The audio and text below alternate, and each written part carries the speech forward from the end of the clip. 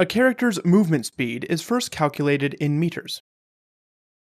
If we are playing on a hex or square grid, we need to decide how many meters across each hex or square is, and thus calculate MP, or movement points. For example, if each hex is 2 meters across, then 1 MP equals 2 meters. So a walking speed of 10 meters equals 5 MP. Making this conversion to MP allows us to easily use the movement costs table, shown here. Let's look at the first section of this table. These are the 5 types of terrain in a time of war.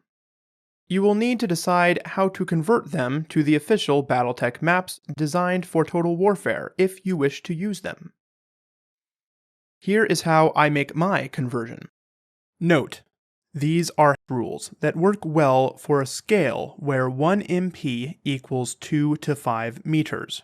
For a larger scale where 1 MP equals 30 meters, see pages 230 to 238. A time of war clear terrain is Total Warfare clear terrain. A time of war rough terrain is Total Warfare rough terrain. And light woods. A time of war difficult terrain is Total Warfare heavy woods. A meter of elevation in a time of war is a level in Total Warfare. So a level 1 hill on a Total Warfare map sheet is 1 meter high in a time of war. And a level 2 hill on a Total Warfare map sheet is 2 meters high, and so on. A time of war blocking terrain can be many things, one of which is this: exceeding the maximum slope that can be traversed without using the climbing skill. To quote page 169 of A Time of War, if the angle of a slope changes its height by more than 5 meters upward or downward within 5 meters of forward movement, the slope is too steep, and climbing skills may be required. I simplify this rule for ease of play. For me, blocking terrain can be a level change of more than 5 levels, up or down, within one space, be it a hex or square, of forward movement, unless using the climbing skill, and each level is always 1 meter tall.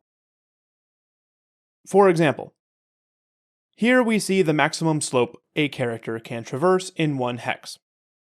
Map sheet terrain also needs to be converted to a time of war for use as cover. Here is how I make my conversions. A light woods hex provides light cover with a -1 modifier. A heavy woods hex provides moderate cover with a -2 modifier. As with classic BattleTech, these modifiers are cumulative. Count intervening woods and woods your target is in, but not the woods you occupy. 3 or more points of intervening woods block line of sight. Light woods is worth 1 point, heavy woods is worth 2 points. And of course, being adjacent to a level 1 hill provides moderate cover for a -2 modifier. I made a cheat sheet for these conversions and put a link to it in the video description.